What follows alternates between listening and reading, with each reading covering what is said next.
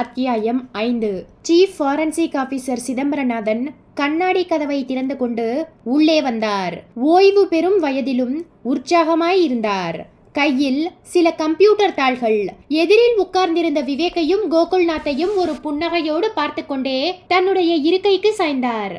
Mister Vivek, நீங்க கொடுத்த லெட்டரில் இருந்து ரத்தத்தை சுரண்டி எடுத்து அமோனியாவில் டைல்யூட் பண்ணி பார்த்தபோது ரத்த குரூப் வெளிச்சத்துக்கு வந்துடுச்சு.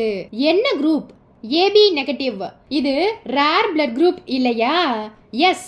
அப்படின்னா ஜெயிலுக்குள்ள இருக்கிற 2000க்கும் மேற்பட்ட கைதிகளில் லெட்டர் எழுதினது யாருன்னு கண்டுபிடிக்கிறது சுலபமா இருக்கும். அப்படியும் சொல்லிட முடியாது மிஸ்டர் விவேக். சப்போஸ் அந்த ஏபி நெகட்டிவ் பிளட் குரூப் உள்ளவங்க நிறைய பேர் இருந்துட்டா லெட்டர் எழுதினது யாருன்னு கண்டுபிடிக்க கொஞ்சம் திணற வேண்டி இருக்கும்.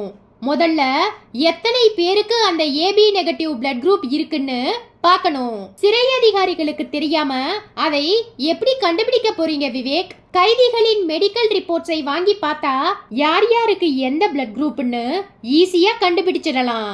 ஆனா விஷயம் வெளியே யாருக்கும் தெரியக்கூடாதுன்னு நீங்க நினைக்கிறதால இந்த பிரச்சனையை எப்படி சால்வ் பண்ண போறீங்க?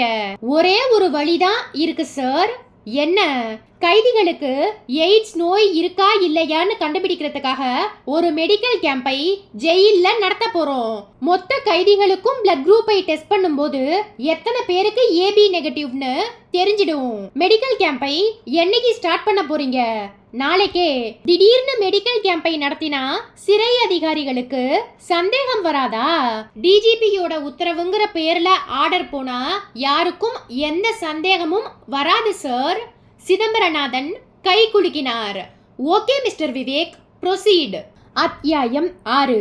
என்னங்க, அவர் உங்களுக்கு ஒண்ணு விட்ட மாமாவா? கரெக்டா சொல்லிட்டீங்களே. எப்படி? உங்க கண்ணத்துல ஒண்ணு விட்டுட்டு போனாரே, அதை வச்சுதான் சொல்றேன். ஜோக்கை படித்த ரூபலா சிரித்துக்கொண்டு திரும்பினாள். நேரம் ராத்திரி 10:30 மணி. என்னங்க, இந்த ஜோக்கை கொஞ்சம் படிச்சு பாருங்க. சாரி ரூபி, நான் இப்ப எந்த ஜோக்கையும் படிக்கிற நிலைமையில் இல்ல. என் சார்பா நீயே படிச்சு இன்னொரு தடவை சிரிச்சுக்கோ. என்னை டிஸ்டர்ப் பண்ணாத. ஓ, அந்த ரத்த கடிதம் கேஸா? அதேதான். கேஸ் ரொம்பவும் குழப்பமா? உலக மகா குழப்பம். அந்த கேஸ் விஷயமா நீங்க என்னை டிஸ்கஸ் பண்ணி இருந்தா ஓரளவுக்கு உங்களுக்கு தெளிவு கிடைச்சிருக்கும். எல்லாம் நேரம்தான். சரி, உன்னோட அப்பாயின்மெண்ட் எனக்கு எப்ப கிடைக்கும்? டைரியை பார்த்து தான் சொல்லணும். இருந்தாலும் இப்போ ஒரு 10 நிமிஷம் உங்களுக்காக டைம் ஒதுக்கி தரேன். ஏதாவது சந்தேகம் இருந்தா கேட்டு கிளாரிஃபை பண்ணிக்கோங்க. விவேக் ரூபலாவை முறைத்து பார்த்து கொண்டிருக்கும் போதே வீட்டு வாசலில் ஆட்டோ ஒன்று படபடத்தபடி வந்து நிற்கும் சத்தம் கேட்டது. ரூபலா எழுந்து போய் ஹால் ஜன்னலின் திரைச்சீலையை விலக்கி வெளியே எட்டி பார்த்தாள். கோகுல்நாத்தும் இன்னொரு நபரும் ஆட்டோவினின்றும் இறங்கி உள்ளே வந்து கொண்டிருந்தார்கள். என்னங்க, அங்கிள் யாரையோ கூட்டிக்கிட்டு வந்திருக்கார். விவேக் பார்த்து கொண்டிருந்த கேஸ் ஃபைலை மூடிவிட்டு எழுந்தான். ரூபலா போய் கதவை திறக்க கோகுல்நாத்தும் அந்த நபரும் உள்ளே நுழைந்தார்கள். வாங்க கோகுல்நாத். வாங்க அங்கிள். ரூபலா வரவேற்று விட்டு வீட்டுக்குள் போய்விட கோகுல்நாத் நாற்காலிக்கு சாய்ந்து கொண்டே சொன்னார். விவேக், நீங்க சொன்ன மாதிரியே போன வாரத்துல விடுதலையான ஆயுள் தண்டனை கைதி ஒருத்தனை கூட்டிக்கிட்டு வந்திருக்கேன். அவன் பேரு நஞ்சப்பன். வயசு 34.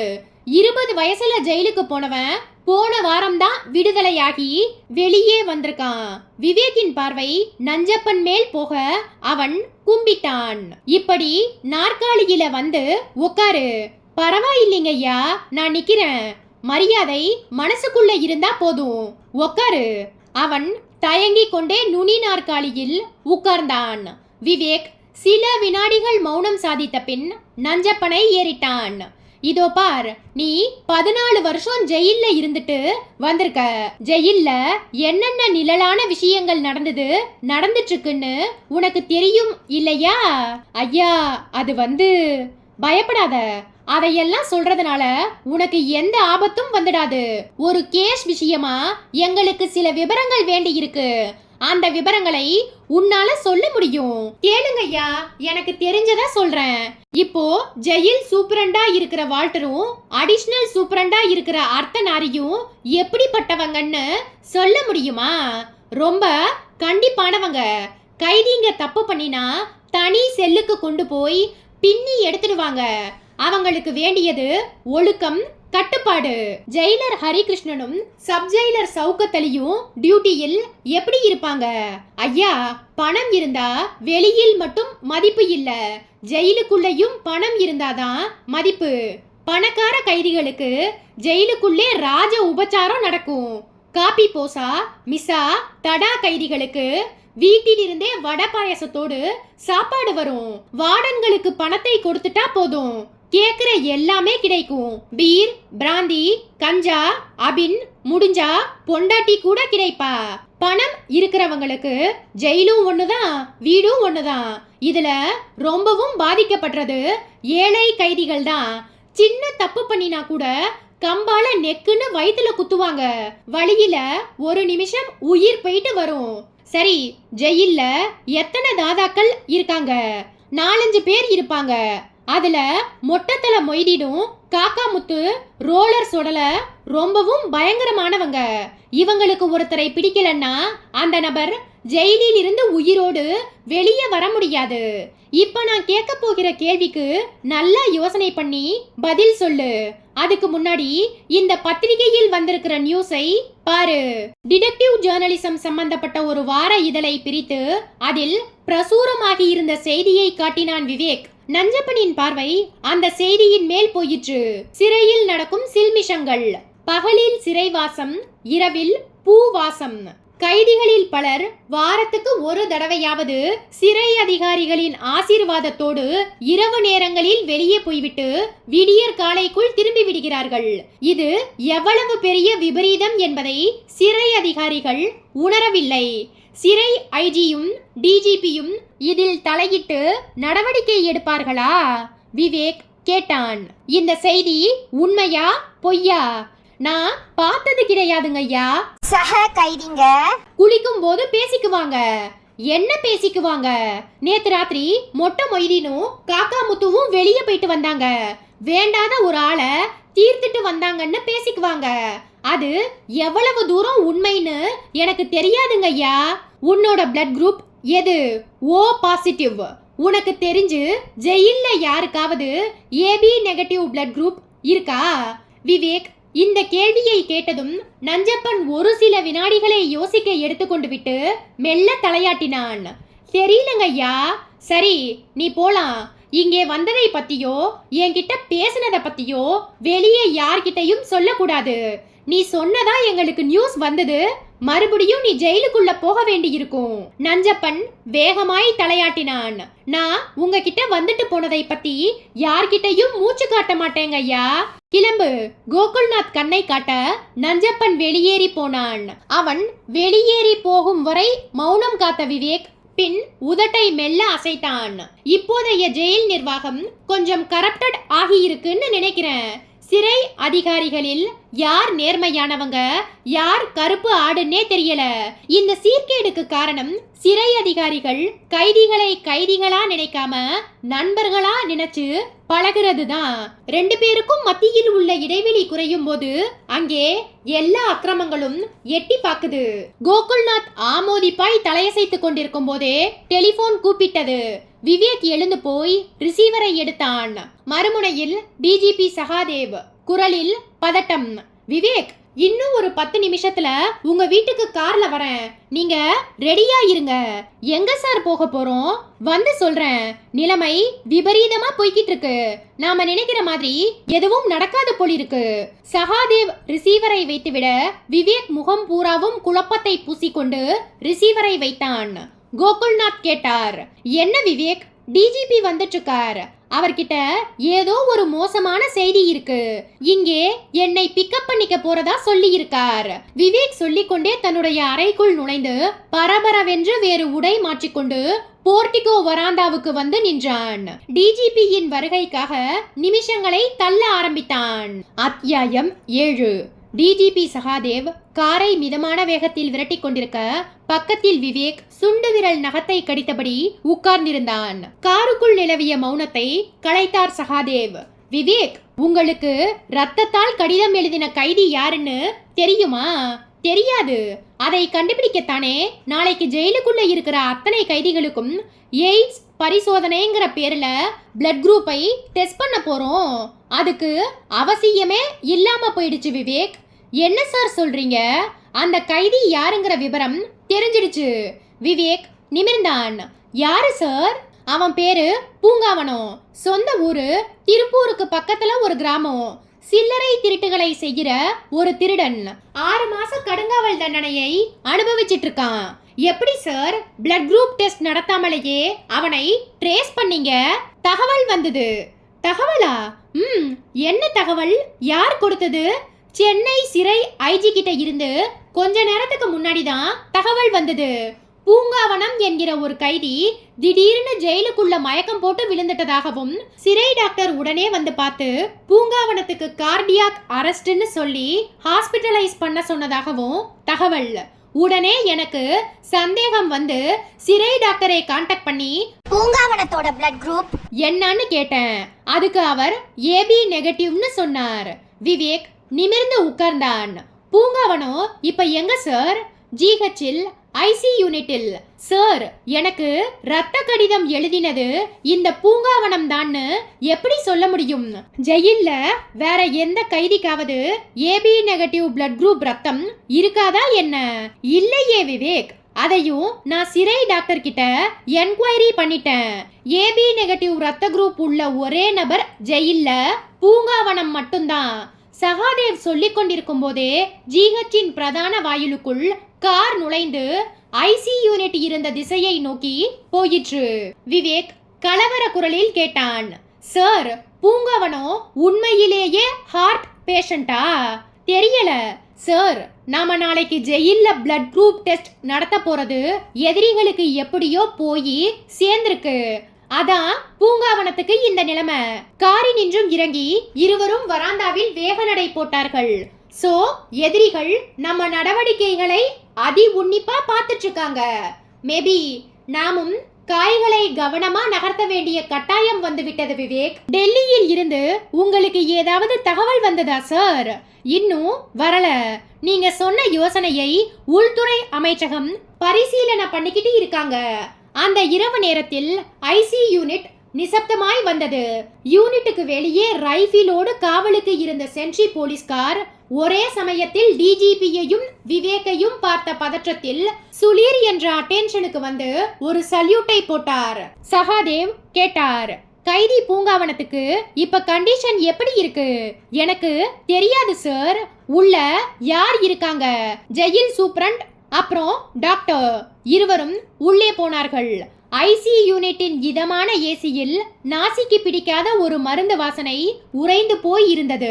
பூங்காவனம் அட்மிட் செய்யப்பட்டிருந்த செல்லுக்குள் நுழைய டாக்டரோடு பேசிக் கொண்டிருந்த ஜெயில் சூப்பரண்ட் சட்டென்று அட்டென்ஷனுக்கு வந்து சல்யூட் வைத்து தளர்ந்தார். யூனிஃபார்ம் சட்டையில் வால்டர் என்ற நேம் பேட்ச் தெரிந்தது. பக்கத்திலேயே டாக்டர். விவேக் வால்டரை ஏறிட்டான். மிஸ்டர் வால்டர், பூங்காவனம் ஒரு ஹார்ட் பேஷண்டா? இல்ல சார், அவன் ஹெல்த்தியா தான் இருந்தான். திடீர்னு இந்த ப்ராப்ளம் வந்தது. ஜெயில் வார்டன் பாரா போன போது பூங்காவனம் அவரை கூப்பிட்டு மயக்கம் வர மாதிரி இருக்குன்னு சொல்லி இருக்கான். சொல்லும் போதே மயக்கம் போட்டு விழுந்திருக்கான். வாயில நுரை தள்ளவும் வார்டன் பயந்து போய் சிறை டாக்டரை கூப்பிட அவர் வந்து டெஸ்ட் பண்ணி பார்த்துட்டு கார்டியாக் அரெஸ்ட்னு சொல்லி இருக்கார். பக்கத்தில் இருந்த டாக்டர் குறுக்கிட்டு சொன்னார். இங்கே கொண்டு வந்து அட்மிட் பண்ணி டயக்னைஸ் செஞ்சு பார்த்தபோதுதான் ஒரு உண்மை தெரிஞ்சது. பூங்காவனம் அரளிக்கொட்டையை சாப்பிட்டிருக்கான். அதாவது தற்கொலை பண்ணிக்க பார்த்திருக்கான். காரணம் தெரியல. வயித்தை இப்பதான் சுத்தம் பண்ணி இருக்கோம். எப்படியும் ஒரு அரை மணி நேரத்துக்குள்ள கான்சியஸ் திரும்பிடும். அதுக்கப்புறம் தான் அவனோட தற்கொலைக்கு என்ன காரணம்ங்கிறதை தெரிஞ்சுக்க முடியும். ஜெயில்ல அவனுக்கு அரளிக்கொட்டை எப்படி கிடைச்சது? ஜெயில் சூப்பரண்ட் வால்டர் விவேக்கிடம் திரும்பினார். ஜெயிலோட ஈஸ்டர்ன் சைடில் ஒரு அரளி செடி இருக்கு சார். அதிலிருந்து அவன் பறிச்சிருக்கலாம். ஜெயில் கேம்பஸ்குள்ள இது மாதிரியான விஷ செடிகளை வளர விடக்கூடாதுன்னு ஒரு விதி இருக்கே, அந்த விதி உங்களுக்கு தெரியாதா மிஸ்டர் வால்டர்? சாரி சார், கன்விக்டர்ஸ் பாத்துக்க வேண்டிய வேலை அது. கொஞ்சம் அலட்சியமாக இருந்துட்டாங்க. நீங்க சொல்ற காரணம் சரியா படல. எல்லாத்தையும் ஒரு பார்வை பாத்துக்க வேண்டியது உங்க பொறுப்பு. சாரி சார், இனி இப்படி நடக்காது. விவேக் மறுபடியும் டாக்டரின் முகத்துக்கு தன் பார்வையை கொண்டு போனான். டாக்டர், பூங்காவனத்தோட கண்டிஷன் இப்ப கவலைப்படும்படி இல்லையே. கான்சியஸ் வரணும். வந்த பின்னாடி அவனுடைய பல்ஸ் ரேட்டை பார்த்துட்டு தான் எதுவுமே சொல்ல முடியும். கான்சியஸ் திரும்ப எவ்வளவு நேரம் ஆகும்? அரை மணி நேரத்துல இருந்து 1 மணி நேரம் ஆகலாம். அதுக்காகத்தான் நாங்களும் வெயிட் பண்ணிட்டு இருக்கோம். சகாதேவ் குறுக்கிட்டார். டாக்டர், பூங்காவனத்துக்கு கான்சியஸ் திரும்பியதுமே நாங்க அவன்கிட்ட கொஞ்சம் பேச வேண்டியிருக்கு.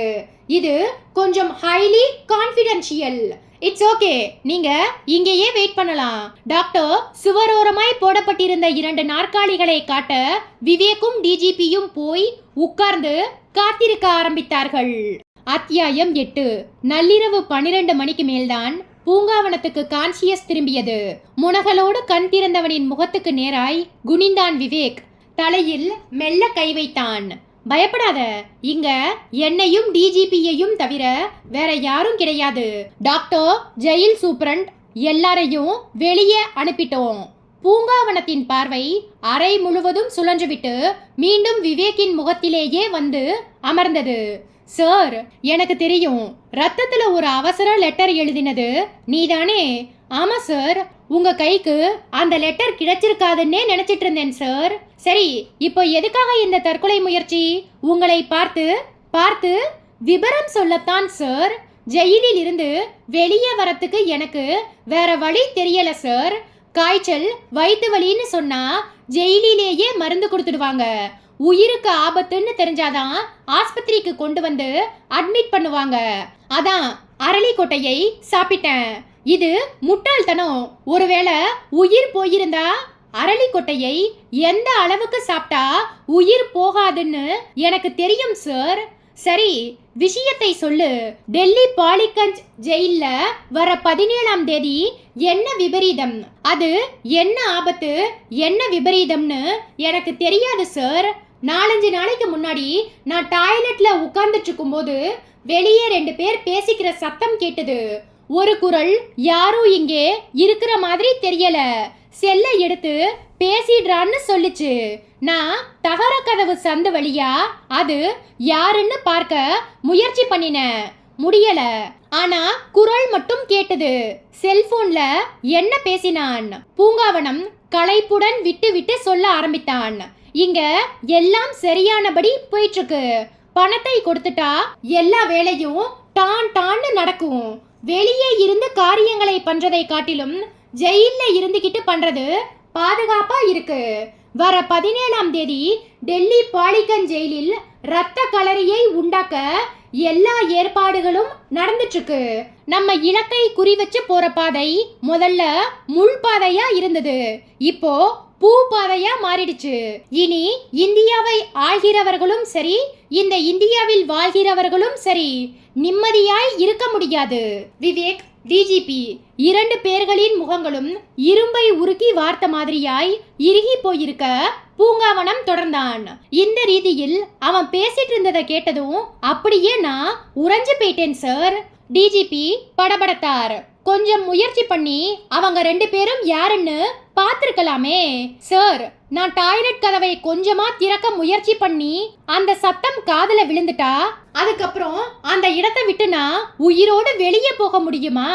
விவேக் மெல்ல தலையை ஆட்டி, நீ நடந்துகிட்ட முறைதான் சரி என்றான். பூங்காவனம் தொடர்ந்தான். அதுக்கப்புறம் இந்த விஷயத்தை யார்கிட்ட சொல்றதுன்னு என் மனசுக்குள்ள ஒரே குழப்பம் சார். ஜெயில்ல அவங்க 2 பேருக்கும் யார் யார் உடந்தைன்னு தெரியாத நிலையில் எப்படி சார் வாயை திறக்க முடியும்? இந்த விஷயத்துல சிறை அதிகாரிகளையும் என்னால நம்ப முடியல. உங்க பேருக்கு விபரமா லெட்டர் எழுதி போட முடியாது. காரணம், சிறை அதிகாரிகள் லெட்டரை படிச்சு பார்க்காம போஸ்ட் பண்ண மாட்டாங்க. அவங்க குரல் உனக்கு ஞாபகம் இருக்கா? இருக்கு சார். மறுபடியும் அந்த குரலை கேட்டா கண்டுபிடிச்சிடுவியா? முடியும் சார். உன் மனசுக்குள்ள யார் மேலயாவது சந்தேகம் இருக்கா? யாரைன்னு சார் சந்தேகப்பட முடியும்? அந்த ஜெயில்ல 2000 சொச்சம் பேர் இருக்காங்க. அதுல பாதி பேர் பயங்கர கிரிமினல்ஸ். இதுல தாதாக்கள் வேற. யாரை பார்த்தாலும் சந்தேகமாவே இருக்கு சார். 17ஆம் தேதி பக்கத்துல வர வர மனசுக்குள்ள ஒரே படபடப்பு. உங்களுக்கு நான் எழுதி வீசி போட்ட ரத்த லெட்டர் கிடைச்சிருக்குமோ கிடைச்சிருக்காதோங்கிற தவிப்பு வேற. கடைசியில் உயிரை பணயம் வச்சு அரளி கொட்டையை சாப்பிட்டு வெளியே வந்தேன். விவேக் பூங்காவனத்தின் கையை பற்றி கொண்டான். நீ பண்ணி இருக்கிற உதவி மகத்தானது. இனிமே நீ பண்ண போற உதவியும் ஒன்னு இருக்கு. சொல்லுங்க சார். நீ இங்க இன்னும் 4 நாள் தங்கி இருக்க போற. ஜெயில்ல நாங்க சந்தேகப்படுற நபர்களோட குரலை வாய்ஸ் பேங்கில் கலெக்ட் பண்ணி போட்டு காட்டுவோம். அதை கவனமா கேட்டு நீ ஏற்கனவே கேட்ட குரலோடு ஒப்பிட்டு பார்த்து சொல்லணும். எல்லார் குரலையும் பதிவு பண்ணி கொண்டு வர முடியுமா சார்? முடியும். யாருக்கும் சந்தேகம் வந்துடக்கூடாது சார். வராது. சிறை அதிகாரிகளுக்கே தெரியாம சந்தேக லிஸ்ட் கைதிகளோட பதிவு பண்ணப்பட்ட குரல்களை இங்கே கொண்டு வர வேண்டியது எங்க பொறுப்பு. விவேக் பேசிக் கொண்டிருக்கும் போதே பூங்காவனத்தின் உடம்பு ஒரு முறை அதிர்ந்தது. வயிறு எக்கியது. ஓ! பெரிதாய் வாந்தி வர வாயிலும் மூக்கிலும் ரத்தம் பீச்சி அடித்தது. விவேக் மூடியிருந்த கதவை நோக்கி பாய்ந்தான். திறந்து குரல் கொடுத்தான். Doctor, doctor. பக்கத்து செல்லில் இருந்து டாக்டர் பதட்டமாய் வெளிப்பட்டார். What happened mister Vivek? திடீர்னு பூங்காவனத்துக்கு பிளட் வாமிட். கொஞ்சம் என்னன்னு வந்து பாருங்க. டாக்டர் 2:08 அறைக்குள் வந்தார். பூங்காவனத்தின் கடைவாயிலிருந்து ரத்தம் ஒரு கோடு மாதிரி வழிந்து கொண்டிருக்க உடம்பு லேசாய் துடிப்புக்கு உட்பட்டிருந்தது. அவசரமாய் பரிசோதித்து விட்டு நிமிர்ந்த டாக்டரின் முகத்தில் லேசாய் இருள் தட்டியது. பல்ஸ் ரேட் கீழே போய்கிட்டு இருக்கு. அரளிக்கொட்டை விஷம் முழுமையா ரத்த ஓட்டத்தில் இருந்து பிரிக்கப்பட்டு சிறுநீர் வழியாக வெளியேறாமல் ஹார்ட்டை அட்டாக் பண்ணி இருக்கு.